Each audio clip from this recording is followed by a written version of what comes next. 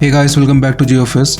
तो recently Supreme Court ने Wednesday को डायरेक्ट किया कि किसी भी सिटीजन के अगेंस्ट एक लीगल एक्शन नहीं लिया जा सकता under section 66A of the IT act 2000, जिसे अनकॉन्स्टिट्यूशनल डिक्लेयर कर दिया गया था बाय द कोर्ट इन 2015। तो इस सेशन में हम कवर करेंगे एक बहुत ही इंपॉर्टेंट केस स्टडी जो कि है Shreya Singhal versus Union of India. ये अपने आप में एक इंटरेस्टिंग केस है जिसकी स्टार्टिंग हुई थी इन द ईयर 2012 एंड खत्म हुआ 2015 में। इस वीडियो में हम कवर करेंगे कैसे इस केस ने सेक्शन 66A को against the constitutional rights prove किया। बट बिफोर वी बिगिन, अगर आप चैनल पे न्यू है तो सब्सक्राइब करना ना भूलें। So without wasting any time, let's begin.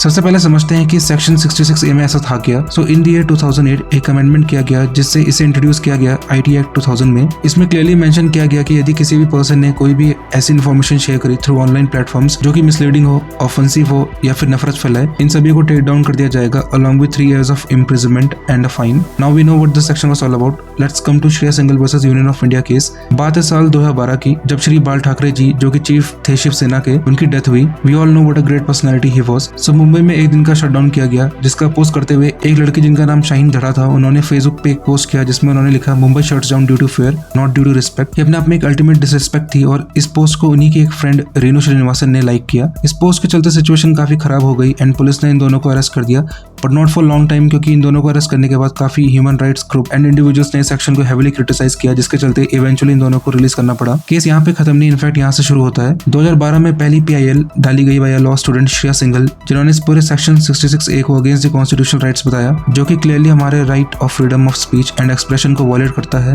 Which is provided under clause 2 of article 19। Then court ने इस केस को डीपली स्टडी किया and in the year 2015 section 66A को अनकॉन्स्टिट्यूशनल डिक्लेयर कर दिया। सो इस केस से रिलेटेड इंपॉर्टेंट हाइलाइट्स हमने कवर कर लिए हैं। आई होप आप सभी को समझ में आया होगा। तो क्या आप सुप्रीम कोर्ट के इस डिसीजन से सहमत हैं या फिर आप सेक्शन 66A को सपोर्ट करते हो? क्योंकि एटलीस्ट लोगों में एक फेयर तो रहेगा बिफोर दे शेयर और post something misleading. Do share your thoughts in the comment section. We all would love to read it. See you guys in my next video. Till then, good bye and जय हिंद।